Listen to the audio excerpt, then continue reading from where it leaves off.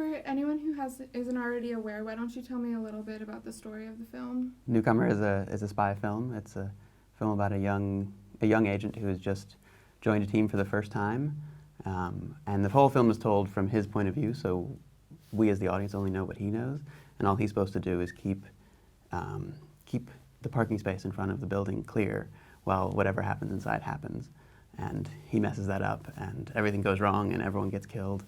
And he hears it over the radio and then has to piece it together over the course of the film what actually happened in that room. What inspired you to write it? At some point I saw a statistic that 70% of the U.S. intelligence budget is given to contractors, independent contractors, and I thought, that world sounds like it's really confusing and you don't know who's what and who's who, and I wanted to sort of put the viewer into more the confusion side of who do I trust, who do I not trust, instead of more of the James Bond action side of the spy world. What attracted me to the film is that it was not like a normal spy movie that I used to watch, and it's more about the psychology of the characters, and that's what I like in it, and to have the challenge to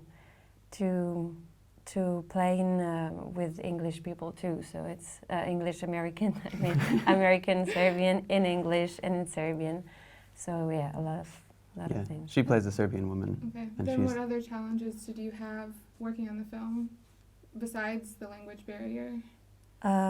It's not only the language, because it's the body language also. It's the Serbian are different, like it's a different culture, so it's not only the accent, but it was to play in English with the Serbian accent, but also just to watch these people in Serbia and feel them from inside. Well, I mean, just being on set, you know, the entire crew was Serbian, and so, I mean, they all speak English, but I would sort of say, okay, this is what we're going to do, and then everyone goes off and starts speaking Serbian, and you have no idea what's going on, and suddenly the camera is slightly different because of something that I don't know what's going on, and so there was that kind of communication was always an issue. Why do you think independent film is so important to the industry? Well, I think the way that independent film works today, it's kind of where new voices or different stories can be told.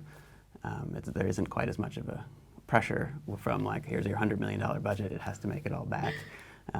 So I think that's, you know, it's the point of innovation basically for films these days. Why do you think Raindance Film Festivals are so important to the British film industry? I think just, you know, hearing new voices, seeing films that wouldn't get seen otherwise. How do you feel about having your film featured at Raindance? Well, it's great. I mean, looking at other films that have been featured at Raindance and seeing sort of how you guys choose films, it's an honor to be a part of it.